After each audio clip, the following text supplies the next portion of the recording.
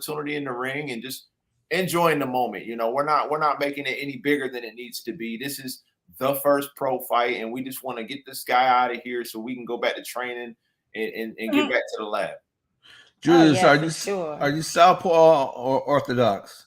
I'm a southpaw, so I hope he has some sparring partners. Okay.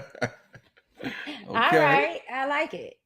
Now we're gonna end the night with our main subject for the week, which is this mega fight, people. Spence versus Crawford, July 29th.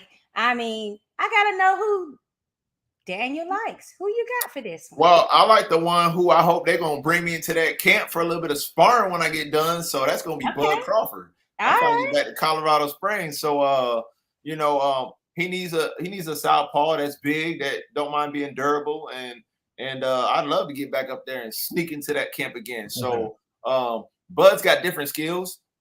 He spars big dudes. He don't be sparring guys his size. He spars big boys, and he be handling them.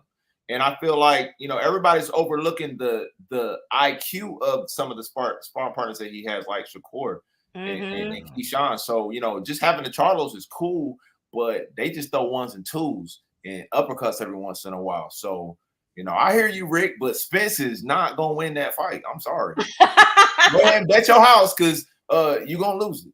He gonna He's passionate about this. Right. Oh, yes. He knows Bud has got them type of skills.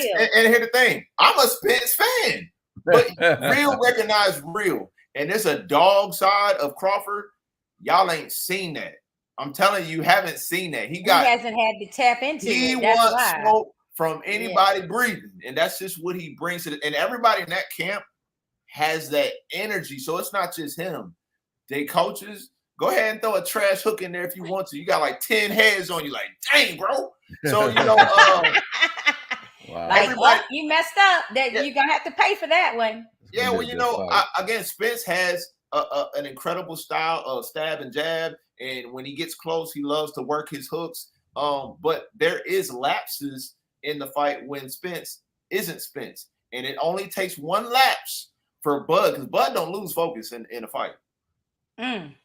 That's saying something. And then he got that southpaw, orthodox. Well, he can switch. So you're fighting two people. You know, and sometimes I switch as well. So, you know, when you're switching and you're switching a lot, sometimes guys aren't really paying attention because it's the lights, the moment, the fight. And if Earl dropped that mouthpiece like he did last fight, it's over. I know the one thing that I like about Bud is he does 100% have a killer instinct. He's shown that in all his fights, whether he's in there with somebody that shouldn't be in there with him or somebody that's, you know, had major eye injuries, and he doesn't give a damn. Once he sees you hurt, he got levels. So, like, you know, people try to discredit the Porter fight, but he was just, they said don't get into a brawl with Porter. And he's like, man, forget y'all. I'm just having fun. Smack him up. So he did what he wanted to do. And the second they said, bruh, you're down. About 18 seconds later, the fight's over. Right.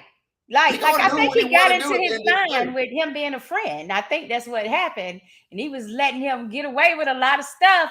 But you're right. As soon as they told him, like, you losing on the cards. What you doing? Who's the fastest starter between the two? Who starts the fastest? Spence. Spence is somebody who doesn't mind coming out and getting right to that stab and jab situation. But when you have somebody that just has every tool in the box, like for people that are saying, "Oh, Spence gonna win by easy," okay, so what tool does Spence have that Terrence doesn't? I'll wait. No. I ain't never heard nobody say that. Yeah, like, because we mostly see him putting the pressure, moving forward. And that's even a setup for somebody like Bud. They'll make you think you pushing them back when they really are just sitting there, like, waiting and calculating for you to make the wrong side step. Well, there's brawlers and there's brawlers and there's boxers. And I like the comment with Rick Anderson now. Okay. Because Coach James is an X factor, because that is the only adjustment maker. I don't believe Spence is going to make adjustments outside of Derek James guiding him.